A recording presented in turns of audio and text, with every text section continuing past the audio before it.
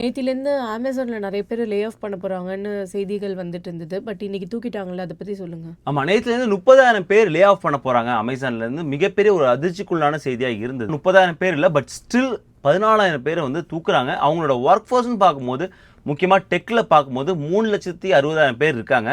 Almost ஒரு 5% அவங்களோட work ஃபோர்ஸை தூக்குறாங்க. இது மிகப்பெரிய ஒரு பேசும் பொருளா இருக்கு டெக் செக்டார்ல. ஏம்மா இவங்க எதனால இவ்ளோ பேர்ல லே ஆஃப் பண்ணியிருக்காங்க? ஆமா. எப்பொழுதுமே வந்து பெரிய பெரிய நிறுவனங்கள் சொல்ற காரணம் தான் இப்பொழுதுமே வந்து சொல்லியிருக்காங்க. மல்டிபிள் லேயர்ஸ் இருக்கு. அதை நாங்க மாத்துறோம். ரீஸ்ட்ரக்சரிங் அந்த வார்த்தையை யூஸ் பண்ணுவாங்க அடிக்கடி பெரிய பெரிய நிறுவனங்கள். அந்த வார்த்தையுமே வந்து யூஸ் பண்ணியிருக்காங்க. ரிசோர்ஸ் ஷிஃப்டிங் பண்றோம் அப்படின்னு இருக்காங்க. கோவிட் டயத்துல ஓவர் ஹையர் பண்ணோம். அதனால இப்போ தூக்குறோம் அப்படிங்கிற பலவித திரும்ப அதே காரணம் சொல்லியிருக்காங்க. ஆனால் மிக முக்கியமான ஒரு காரணமா அவங்களும் சொன்னது என்னன்னா இருக்குன்னா ஏஐ. இப்போ இவ்வளோ பேர் பண்ணுற ஜாபை ஏஐ மூலியமா குறைக்க முடியும் அப்படிங்கிற ஒரு வார்த்தை வந்து சொல்லியிருக்காங்க. ஸோ அப்போ லாங் டர்மாக அவங்கள்ட்ட என்ன இருக்குன்னா ஏஐ கொண்டு ரீப்ளேஸ் பண்ணுற ஒரு ஐடியா இருக்குது.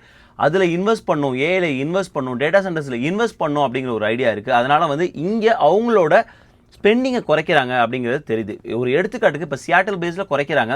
14,000 பேர் குறைக்கிறாங்க. 150K அவங்களோட ஆவரேஜ் சேலரி அப்படின்னு பார்த்தாலும் இயர்லி பார்த்தா $2.5 பில்லியன் வந்து அவங்க சேவ் பண்ணுறாங்க. ஸோ இந்த ஸ்ட்ராட்டஜிக் மூவ் அவங்க பண்ணுறதுக்கான காரணம் ஏஐல தங்களை முன்னிறுத்தி கொள்றதுக்கும் ப்ளஸ் இங்கே ஸ்பெண்டிங் கட் பண்ணுறது மூலயமா இன்வெஸ்டர் நிறைய வந்து உள்ள வர்றதுக்குமான ஒரு ஸ்ட்ராட்டஜியாக தான் நான் நினைக்கிறேன். ஆமாம் பிரேமா, அவங்களோட ஸ்டாக் மார்க்கெட் கூட நல்லா போச்சு இல்ல? எக்ஸாக்ட். நேற்றுலேருந்தே பார்த்தீங்கன்னா அவங்களோட ஸ்டாக் மார்க்கெட் ஏறுமுகமாக தான் இருந்தது. ஏதோ ஒரு கம்பெனி வேலை இழப்பு ஏற்படுதுன்னா அந்த கம்பெனி சரியாக போகலன்னா ஸ்டாக் மார்க்கெட் குறையும். ஆனால் இங்கே வேலை இழப்பு ஏற்படுறதுக்கான காரணம் ப்ராஃபிட் மார்ஜினை ஏற்றுறதுக்காக இருக்குது. அதனால நிறைய இன்வெஸ்டர்ஸ்க்கு சந்தோஷமாக இருந்ததுனால நிறைய பேர் வந்து ஸ்டாக் மார்க்கெட்டில் அமேசானுக்கு உள்ளே வந்தாங்க. ப்ளஸ் அவங்களோட ஏர்னிங்ஸ் வந்து இங்கே அக்டோபர் 30 இருக்குது, தேர்ஸ்டே இருக்குது.